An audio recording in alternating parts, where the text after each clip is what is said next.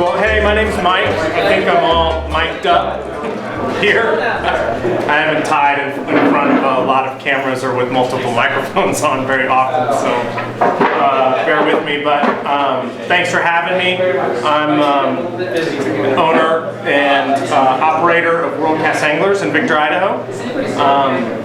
We have a fly shop and domestic outfitting service there, as well as a destination travel business. And Bill and Dave graciously invited me to come down and tie some bugs and give a presentation about my area and areas where I've traveled. So we'll get into that stuff later. But I brought just the bare necessities of a couple patterns that I fish a lot, that I tie a lot. They're quite utilitarian in value to me, where I can tie a lot of them and fish a lot of them. A lot of them are new twists on old classics, as in a lot of fly tying patterns. My first pattern that I'll show you is, we call it the double D midge, or the double down midge, or the down and dirty midge. So basically the way that I came up with this pattern was, you guys probably know as well as myself that, you know, a lot of shop flies or commercially tied flies are quite large and bulbous, and the thinner the profile of fly that we can create, the more natural the presentation will be. And I like to fish a zebra midge a lot of the times, where I'll fish a brown one, a green one, an olive one, a red one, a black one, you know, all sorts of different colors, because I like the profile, I like the simplicity of it, and I like how it's in a nice sort of complete small package that will sink quickly and will stay in the sink zone in front of the fish's face quite often. And a lot of just normal tungsten beaded zebra midges, whether it's a 14 or a 20, I couldn't get that, where I wanted a zebra midge that I could fish underneath a big dry in the summer, that could get down through big eddy lines and things like that. I fish the South Fork of the Snake a lot. I don't know if you guys are familiar with that river, but we have these huge boils and seam lines and just awesome habitat for all sorts of trout species, but the normal zebra midge just sort of couldn't get it done. So what I did was, this is an Orvis 62 KC or heavy wire scud hook. You could use, I'll tie it on a Tiemco, I think it's a 2399 SP, the Arrow Point Super Point hook. That one can be quite sticky and stick in a fish's mouth quite well. So what I did is, this is a number 16, and it has a 3/32 copper bead. We like copper, I don't know why, but we run somewhere around like 3,000 guide trips a season out of my fly shop, and so I get to see a lot of flies leave the fly shop in what colors and combinations that guys like. So copper is quite popular in our area. I don't know why. And so simply, I wanted something that would sink faster, stay in the strike zone faster, have a little bit of flash and ability to grab a fish's attention, but not be too standoffish. So I added a 5/64 black tungsten bead behind it, and sort of built it where it'll sit in the back of the countersunk portion. So it's really a simple zebra midge with a double stacked tungsten bead. One is 3/32, one is 5/64. I like the contrasting color because it does add that contrast and segmentation that maybe a midge has. It could be like leg groupings or a thorax or something like that. But 6/0, 8/0, 70 denier, 140 denier thread, either or will work. I usually like the 60, where I can make less wraps and still get the same profile. So I just start my thread, get scissors, my waste paper basket there, and I add in a piece of ultra wire, size small, in copper as well. So I just loop that in. And then my flashback that I use is holographic mylar, the Vivus size medium. You could use pearl flashback, you could use whatever. I like the holographic flashback just because it has a lot of depth and contrast to it, and I have a lot of it in my fly tying supplies, so I try to go through it. When you step down to like the size 18 or a 20 in this pattern, I usually shift the front bead to a 5/64 and the back bead to a 1/8 or 1/18. And then I use a size small holographic mylar piece. And so I tie that in. Get everything nice and neat. And then I just move the thread back to halfway down the bend of the hook. The thing that you do have to keep in mind with this pattern is you're eating up hook shank length with the second bead. And so I take the thread further down the bend to make up for that hook shank length by losing that with the second bead. And then I'll walk my thread back up to the second bead. I pull my holographic tinsel mylar in red over the top in a traditional flashback format. And I make one pinch wrap to get it seated. And then I can make sure that I've got the mylar directly on the back of the fly instead of it folding over. So once I get that seated, I'll make one or two other securing wraps and trim the excess. And then I go in with my rib, and however you want to space these is up to you. I like 4 or 5, just because I think that it still allows you enough space in between the wire rib and the holographic mylar to give it that little glint. I think a lot of the times, like, fish don't necessarily, you know what, if you're not fishing like the ranch or something like that on the Henry's Fork, they don't have a lot of time to see something, especially on the South Fork of the Snake, where, you know, I try to think of it where they don't have hands, right? Their way of testing something, if you ever watch a fish feeding underwater, is it uses its mouth. It'll grab something, it'll spit it out, it'll grab something, it'll consume it, it'll grab something, it'll spit it out, you know? So I want enough to get its attention to grab it, just to test it, just to see what it is. And I think that holographic mylar does the job. So then I just counter wrap my wire rib, and I make sure that I don't apply the pressure of my counter wrap until my wire is on the downward angle. If I start applying it here, it'll start to push that holographic mylar over. So I make a loose wrap on the back here, and then I'll tighten it. And a loose wrap, and then I tighten it. A loose wrap, and then I tighten it. A loose wrap, tighten, one final wrap. I secure my wire. Trim it. I usually take my fingernail or my whip finish tool with a blunt edge and push the wire down so it's not protruding up.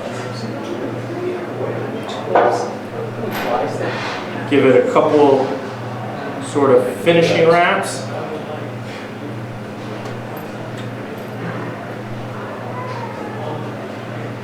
Whip finish, and you're done. So, super simple, super utilitarian, tie it in a bunch of different colors, tie it in a bunch of different sizes. It does the job. You know, we fish and eat midges all times a year. We fish it all times a year. I even will tie it like in a 10 or a 12 on a small, like, Gamakatsu octopus hook or something like that with a big bead for a chronometer, a real stout hook for fishing, you know, still waters and stuff like that. So yeah, that's my double D Midge. If anybody has any questions.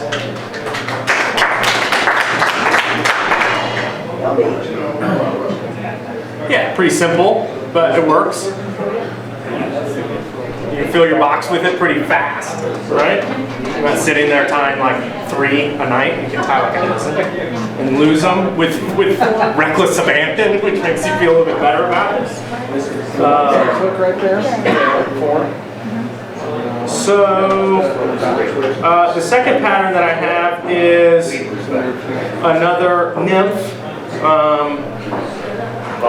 Tungsten nymph. I think, you know, tungsten is gaining in such popularity. We sell a lot of flies, and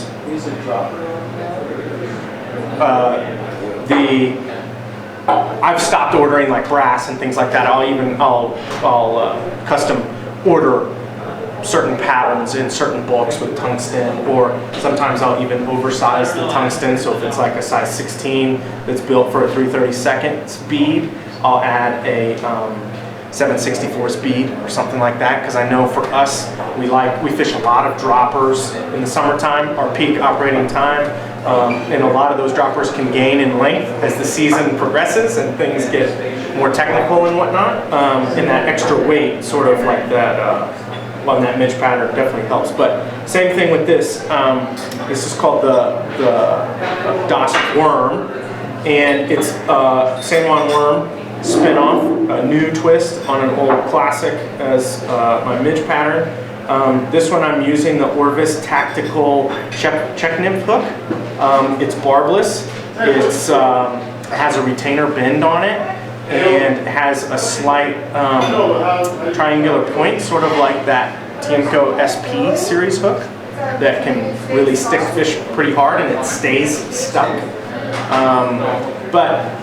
This one came from the issue where if you are nymphing and you are fishing a lot of worms like we do early in the season, like on the Henry's Fork, South Fork of the Snake, any tailwater, things like that, I noticed that the first thing that would blow up on the pattern would be the front half of it. Whereas if you're fishing a dropper, or you're fishing it as a point fly, that the front end of that pattern, this part, the chenille would separate from the core, and it was from getting hung up on the main portion of the leader and whatnot. So I wanted to eliminate that, so that my flies could last longer, but still deliver like a nice sort of compact package.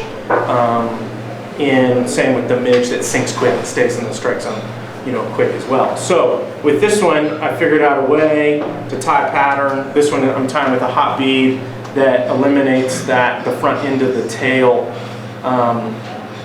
so the fly won't be garbaged as fast. Same thing, 6/0 or 70 denier thread, red. Similarly to the Midge that I just tied, you can tie it in a multitude of different colors. Pink works well, especially in spring when rainbows are spawning. Guys sometimes swear by the chartreuse color, like the Box Canyon. I know that sounds strange, but I've seen it happen. Guys like the Merlot, I call it the Merlot color, the red, the wine or whatever. But very similarly, start your thread. Trim off the excess.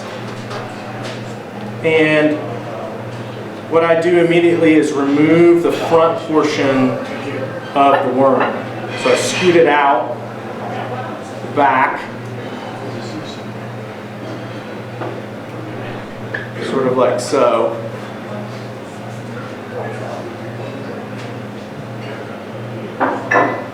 You know, and if you don't get it perfect, that's fine. Like a quick razor blade cut or something like that, it's pretty easy where you can trim it up. So I remove the front of the chenille, and then I secure it directly behind the bead. And this one is a little long, so I'm going to trim it off right now. So that leaves you with basically just the back end, the tail end of the worm. This is the brassy sized ultra wire in red. I'm going to tie that rib in. And then I'm going to move my thread back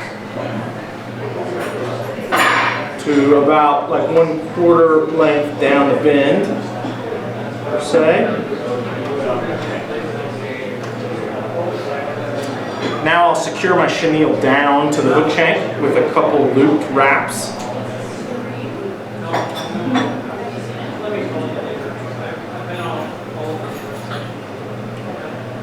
And then I use a couple loop wraps back forward towards the bead to secure the chenille down.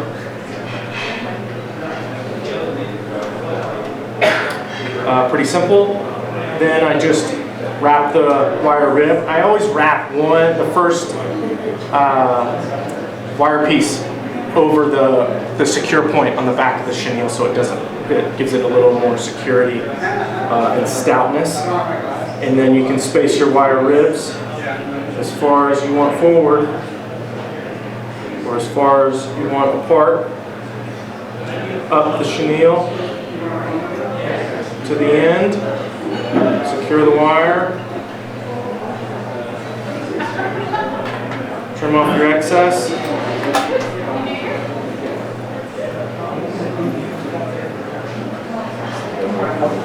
whip finish,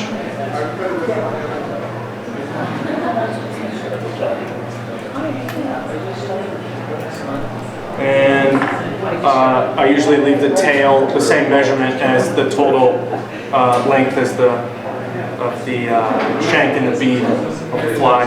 Usually with the worms, I tie them I cut them a little bit longer because you will use, I don't have a lighter, but a flame to finish off the end.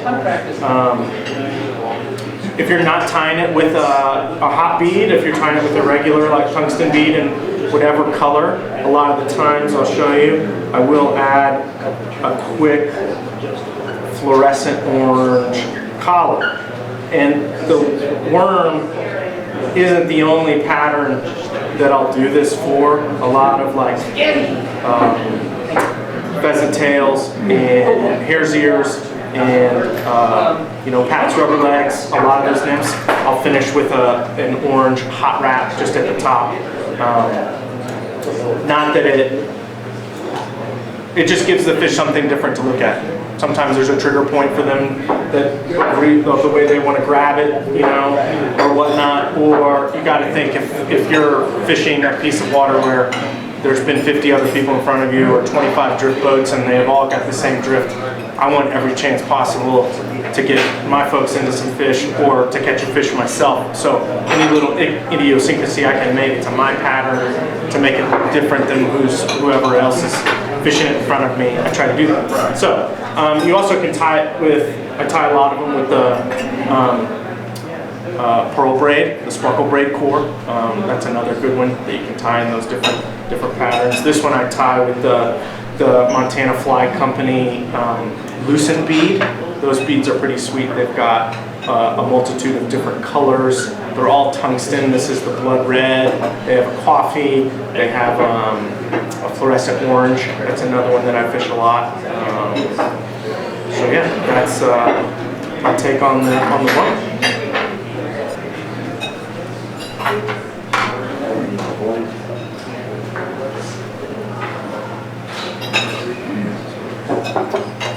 So the last one that I have is the black and blue Chernobyl is what I call it, or we call it, and it's really a simple Chernobyl pattern, but the idea spawned from something that I wanted.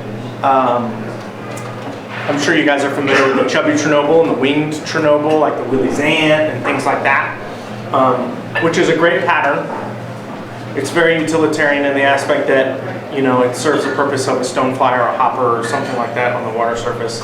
But as the years have progressed, I've seen a lot of people start shying away from the chubby Chernobyl or the winged Chernobyls because we're finding that I think the wing can be too obtrusive now. The big bright white wing that we all love because it helps the fly land correctly and it's also highly visible.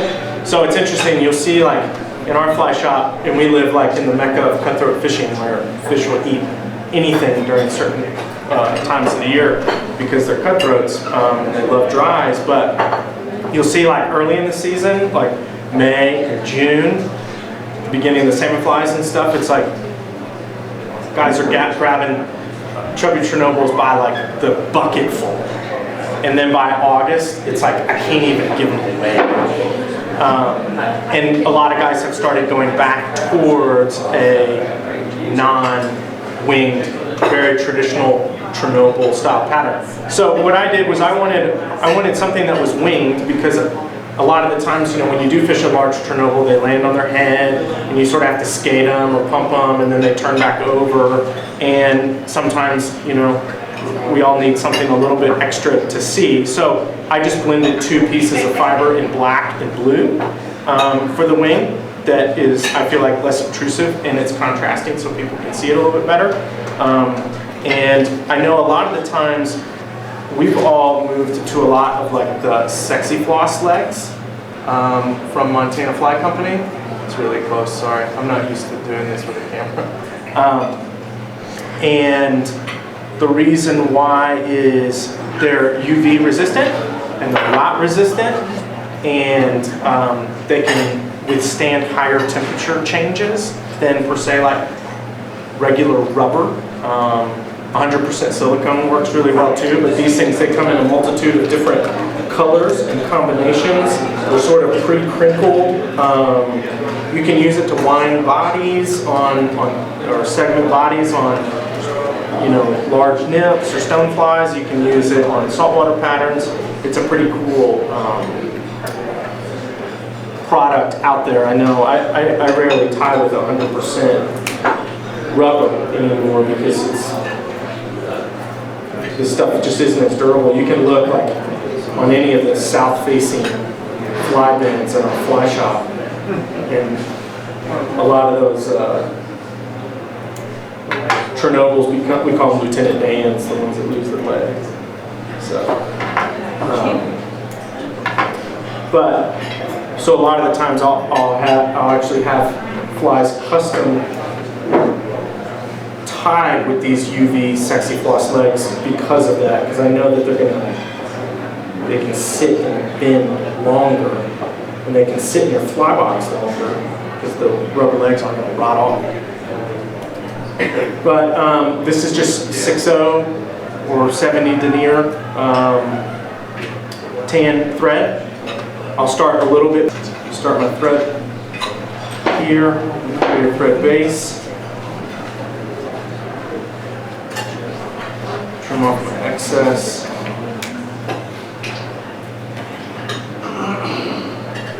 This little resistance.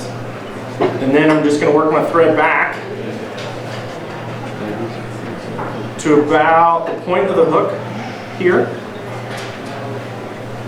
Now the other issue that I sometimes find with, you know, commercially tied shot flies is sometimes they're a tad too buoyant. They sit a little bit too high, and if you've ever watched like a stonefly or something like that, you know, float down the river in a struggling manner, they're almost like half submerged. So sometimes I tie a fly called a wide load, which is I tie a 6mm foam that I get at the craft store that you can like use as an indicator basically. Or I tie my flies in like a 1-layer 3mm or 2mm foam, so it rides a little bit low. You still have that wing so you can sort of see it. And once again, it's sort of like the worm, you know, any little caveat that you can give your fly, the better in my mind. So I have some pre-cut foam. I use the little Montana Fly Company foam cutters with a little pad. They're sort of spendy at first, but you can tie a lot of foam. They're definitely the way to go. And you can pre-cut them. You can, sometimes I'll pre-cut a bunch sort of in assembly line fashion, and then pre-glue them like for different sizes. You can see that. And have them ready to go to tie. So if you want a fly that's more buoyant, you can do it that way. We'll just tie one a one-layer foam fly, which I like a lot. And it definitely has enough buoyancy that it can support a dropper or something like that. So I like the tail of my Chernobyl super tight to the bend of the hook, because I don't want like the fish trying to grab anything else besides the hook itself. So I sit it quite tight to the back there, and I make one wrap to sort of sit it in correctly, and then a couple more loop wraps to get it nice and secure. So as you can see, the tail of the Chernobyl doesn't extend much past the bend of the hook.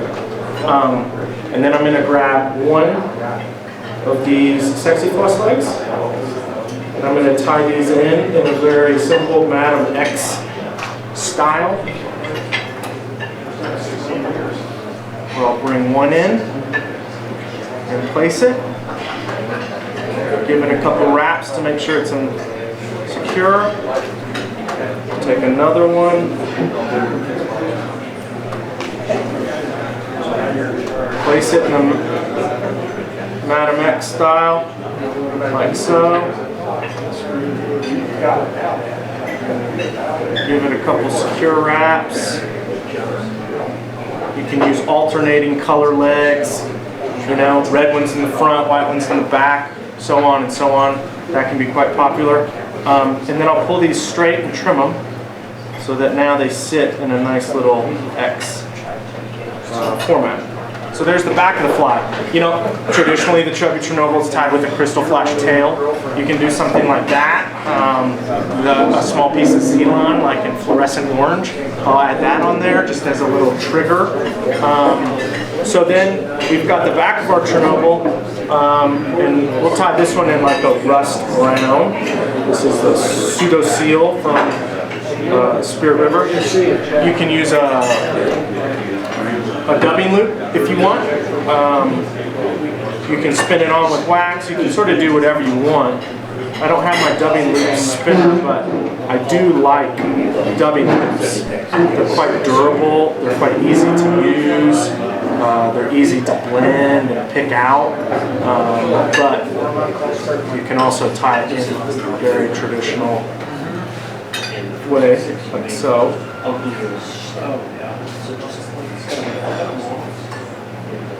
So we'll sort of taper it here.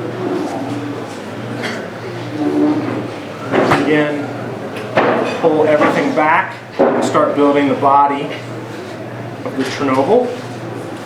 I'm going to add a little bit more here.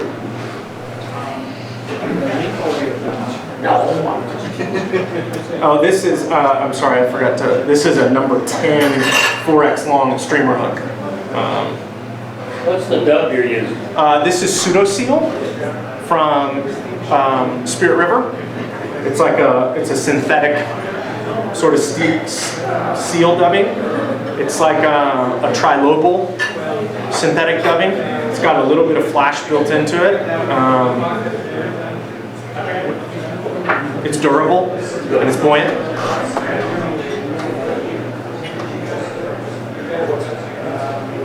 So sort of finish that. You know, you can add a hackle.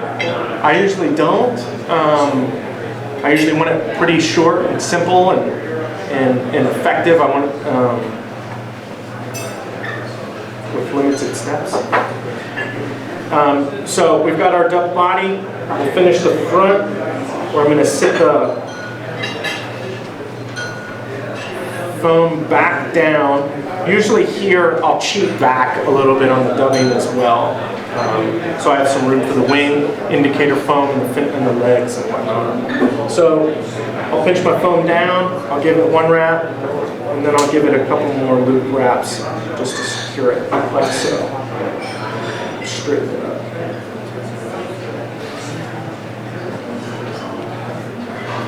So now I'll finish with my front legs. Same style, Madam X style.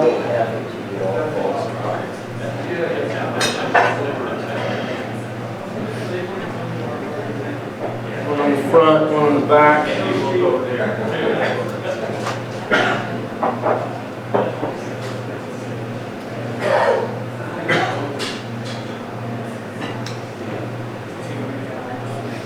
And a lot of the times I'll also, does anybody here use hydrostyle from Loon? It's like in a little petri dish styled container, and it's basically like a pre-floatant. So I just usually have a bowl of that out when I'm tying any type of Chernobyls, where I'll dunk them, and then I have a small dowel rod in my flight tying room where I just hang them when they're dry, and then it's like a pre-treated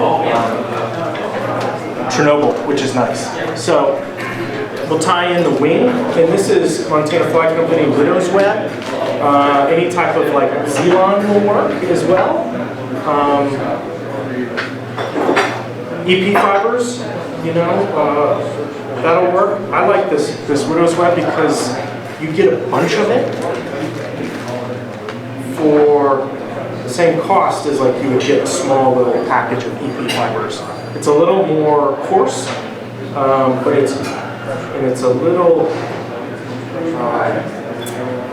it's not as fine of a material, but I just find myself using less, which I think is great, because I think a lot of the times our perception of a fly pattern is much different than what we think looks good is definitely different than what a trout thinks looks good.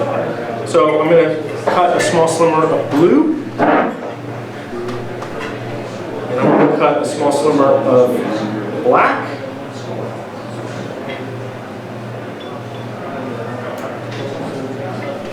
So two contrasting colors, like so. And I tie these in just like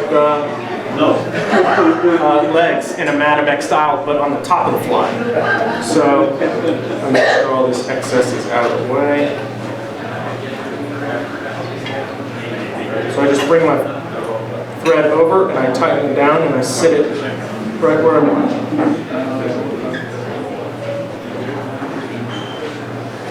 And then I make one wrap to separate them, making sure I pay attention to my legs, and then I torque down on it.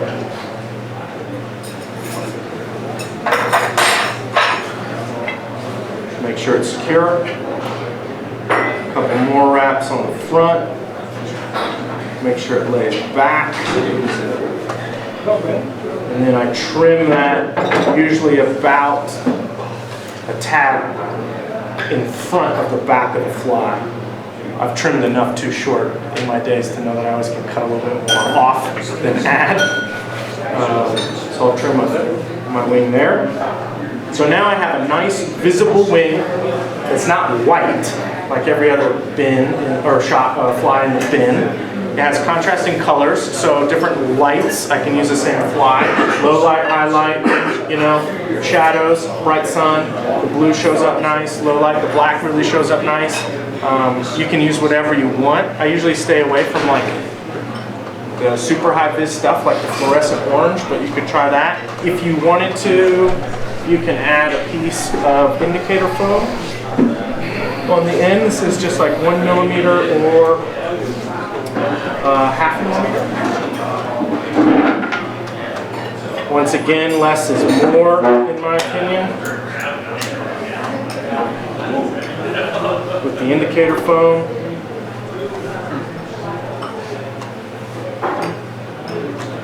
Tie it in like so.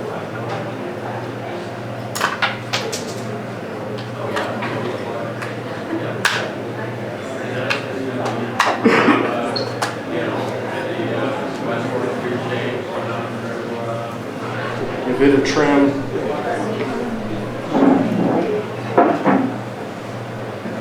And then I'll pull the remaining foam on the front of the fly back, create my thread head,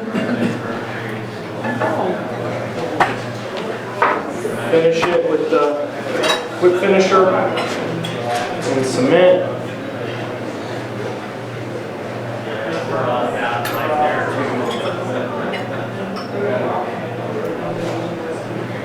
And then you can trim the front of it square. You can round it. You can pull it. Hit. You can do it however you like. So, a nice, small, winged, non-obtrusive Chernobyl, Put it back in place. whatever color you want. So we can see it. Thank you. Okay, sorry. I'm losing mics here.